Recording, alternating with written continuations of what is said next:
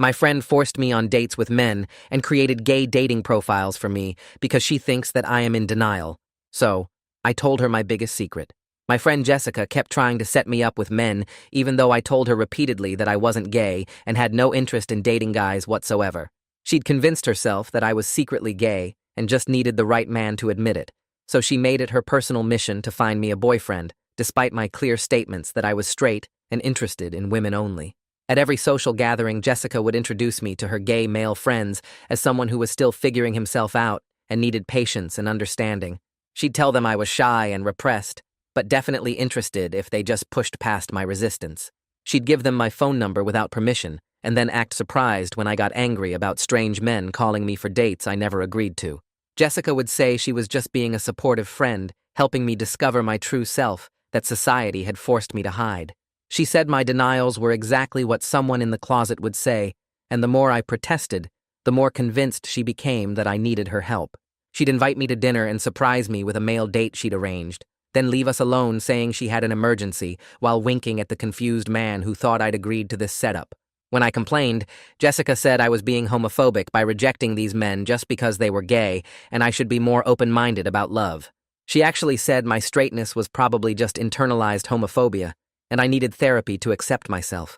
She told our mutual friends that I was struggling with my sexuality and needed support during this difficult journey of self-discovery that I wasn't even on. At my birthday party, Jessica hired a male stripper and announced to everyone that this was my coming out celebration, even though I'd never come out because I wasn't gay. She'd decorated with rainbow flags and made a cake that said, "Congratulations on being yourself," while I stood there mortified, trying to explain to my family that Jessica had lost her mind. My grandmother asked if I'd been keeping secrets, and my father wanted to have a supportive talk about acceptance, while I repeatedly explained that Jessica was delusional and I was straight. Jessica told everyone I was still in denial, but she'd keep supporting me through this difficult phase of rejecting my truth. The worst part was when Jessica created dating profiles for me on gay dating apps, using my photos and information, but listing me as actively seeking men. She'd respond to messages pretending to be me and set up dates that I knew nothing about, until angry men started showing up at my workplace, wondering why I'd stood them up. My boss called me in to discuss the inappropriate visitors, and I had to explain that my friend was essentially stalking me by proxy through unwilling strangers. Jessica said she was just trying to help me find love, and I'd thank her when I finally met the right man who made me realize what I'd been missing. That's when I decided Jessica needed to understand what unwanted matchmaking felt like. I started telling everyone that Jessica was clearly in love with her female roommate Amy, but was too scared to admit it. I'd analyze every interaction between them as hidden romantic tension and tell Jessica she was projecting her own closeted feelings onto me. When Jessica said they were just friends, I'd say that's exactly what someone in denial would claim, and her protests just proved my point. I started introducing Jessica to lesbian friends, saying she was questioning but needed encouragement to explore her feelings. I'd give them Jessica's number and tell them she was shy, but definitely interested if they were persistent enough. When Jessica got angry about women calling her, I said she was being homophobic and should be more open-minded about love, just like she'd told me. I arranged surprise dates for Jessica with women at restaurants, telling them she was nervous but excited to explore her sexuality. Jessica would arrive thinking we were having lunch only to find a confused lesbian waiting for a date. When she complained, I said I was being supportive of her journey, and she'd thank me when she found the right woman. Jessica's parents started asking when she'd bring home a nice girlfriend, and stopped mentioning potential boyfriends because they wanted to be supportive of their lesbian daughter. Jessica told me that I'd destroyed her dating life, and no man would want her now that everyone believed she was a lesbian, demanding I fix the mess I'd created immediately. I told her I'd call off everything and clear up the misunderstandings on one condition. She had to stop trying to set me up with men and accept that I knew my own sexuality. Jessica agreed instantly, crying with relief that this nightmare would end, then hugged me tightly, saying she was sorry for not respecting my boundaries and promised to never interfere with my love life again. That's when I couldn't help myself and whispered, "The funny thing is, Jess, I am interested in someone who isn't strictly into men. You were just looking in the wrong direction." And she pulled back to see me staring directly at her. Eyes went wide and her mouth fell open, like she'd been hit with something she never saw coming. She stepped back from the hug and just stared at me, while her brain tried to catch up with what I'd said. I watched her face go through about 5 different expressions in 3 seconds, settling somewhere between shocked and confused. She opened her mouth, but nothing came out. then closed it again and looked away. My heart was beating so hard I could hear it in my ears, and I started wondering if maybe I'd made a huge mistake by telling her right then. Jessica sat down on her couch without looking at me, her hands gripping the cushion like she needed something solid to hold on to. I stood there awkwardly for a minute before sitting down next to her, leaving more space between us than usual. She finally looked at me and asked if I was serious, or if this was another part of some revenge thing. I told her I was completely serious, and that I'd had feelings for her for months, but couldn't figure out how to say it. She shook her head slowly and said she never noticed any signs and thought we were just really good friends. The room felt heavy and weird, like the air had gotten thicker somehow. Jessica asked why I didn't just tell her the truth, instead of putting her through the whole nightmare with the lesbian rumors and surprise dates. I admitted I was angry and hurt that she wouldn't listen when I said I wasn't gay, and at the time the revenge felt justified until I saw how much damage it actually did to her life. She let out this bitter laugh and said, now she understood why I was so insistent about not being interested in men. We sat there not talking for what felt like forever, but was probably only a few minutes. Jessica stood up and walked over to the window, looking out at the parking lot like it had answers she needed. She said she needed time to process this because she'd never thought about me romantically and wasn't sure if she could. I felt my stomach drop, but nodded because I understood that a confession in the middle of all this mess wasn't exactly romantic. Jessica turned around and said she was going to head home because she needed space to think about everything that happened tonight. Before she walked out the door, she stopped and asked if my feelings for her were the real reason I got so angry about the gay matchmaking. I confirmed that watching her try to set me up with men when I wanted to be with her felt like torture, and she winced when I used that word. The next morning, I woke up to a text from Jessica saying she told Amy everything, and Amy thought the whole situation was insane, but also kind of funny now that it was over. Jessica added that Amy confirmed she was definitely straight and had a boyfriend, so at least that rumor could die now. I texted back, apologizing again for dragging Amy into the mess, and Jessica responded saying we'd talk soon. 3 days went by with barely any contact between us, just occasional memes and neutral messages that felt like we were both testing if our friendship still existed. I kept checking my phone every 30 seconds like a desperate teenager, and my roommate told me I needed to give her space and stop acting crazy. Jessica finally called and asked if I wanted to meet for coffee at our usual place, the neutral spot where we'd had hundreds of normal friend conversations. I got there early and ordered both our regular drinks, then immediately worried that was too pushy given everything. When she walked in, she gave me a small smile that made my heart do something complicated and painful. We made awkward small talk about work and mutual friends for a few minutes before Jessica cut through it and said she'd been doing lots of thinking. She admitted that looking back there were moments between us that could have been something more, but she'd always dismissed them as just close friendship. I held my breath, waiting for the inevitable rejection that was clearly coming next. Instead, Jessica said she wasn't going to lie and pretend she suddenly discovered hidden romantic feelings because that's not how real life works.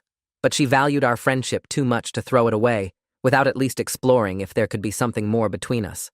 She suggested we try going on an actual date, just one, to see if there was any romantic chemistry when we were both aware of the possibility. I agreed way too fast, probably looking desperate, and Jessica laughed for the first time since the confession.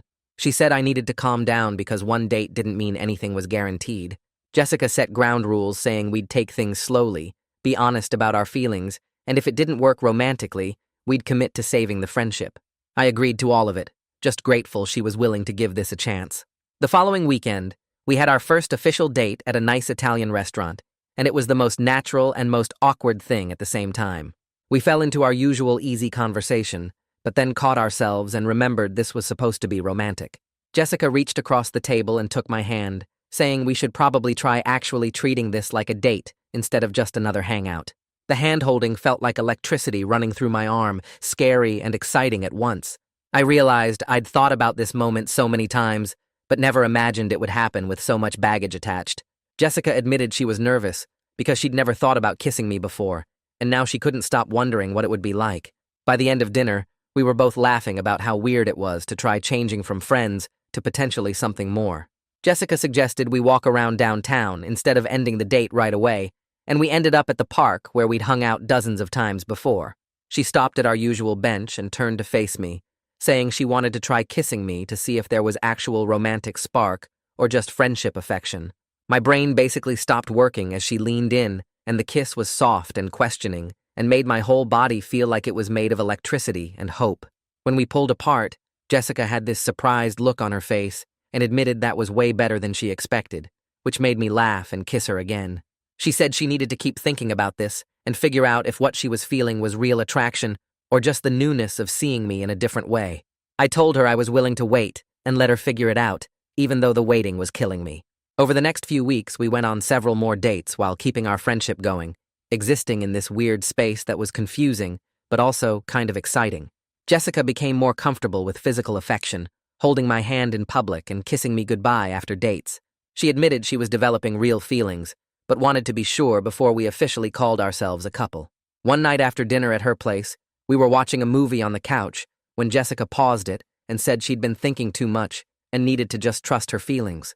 She told me she was pretty sure she was falling for me and wanted to try being in an actual relationship if I was still interested. I kissed her instead of answering with words, and she laughed against my mouth, saying she'd take that as a yes. We decided to tell our friends about the relationship, starting with Amy, who screamed so loud that Jessica's neighbors probably heard. Amy admitted she suspected I had feelings for Jessica months ago, based on how I acted around her. She also made us promise never to involve her in any more revenge schemes, and we both agreed that was completely fair. Telling our mutual friends were entertaining because half of them were shocked, and the other half claimed they always knew we'd end up together. Brandon Kaufman, one of the guys Jessica tried to set me up with, messaged me saying he was happy for us and hoped I knew how lucky I was. I thanked him and apologized again for Jessica's aggressive matchmaking, and he said it made a much better story this way. Jessica's parents were relieved to learn she was actually dating me and not a woman, then felt guilty for that relief and insisted they would have been supportive either way. My family thought the whole story was funny, and my grandmother said she knew I was keeping secrets, just not the right kind. Jessica and I laughed about how this entire disaster could have been avoided if I'd just been honest about my feelings from the start. 3 months into our relationship, Jessica brought up the whole mess while we were having breakfast at her apartment. She said it was funny that she'd been technically right about me not being interested in men, just completely wrong about the reason why. I pointed out that her refusal to listen to me almost destroyed our friendship and definitely destroyed her dating life for a while. She winced at that and admitted she'd learned a valuable lesson about respecting people's stated boundaries. She said she'd never assume she knew better than someone else about their own feelings again. I told her that was probably the most important thing she could take away from this disaster. Jessica laughed and said at least the story would be entertaining to tell our friends for years to come. I agreed, but made her promise never to pull anything like that matchmaking nightmare again with anyone. She crossed her heart and said she was officially retired from the matchmaking business permanently. We're genuinely happy together now, and while the path to get here was absolutely ridiculous, I can't bring myself to regret it. The revenge scheme forced me to finally be honest about my feelings instead of keeping them buried forever. Jessica jokes that she's going to write a book called How to Turn Your Annoying Friend into Your Girlfriend Through Elaborate Psychological Warfare, and I tell her that's the worst romance novel pitch I've ever heard. She laughs and says it would definitely be a bestseller, though.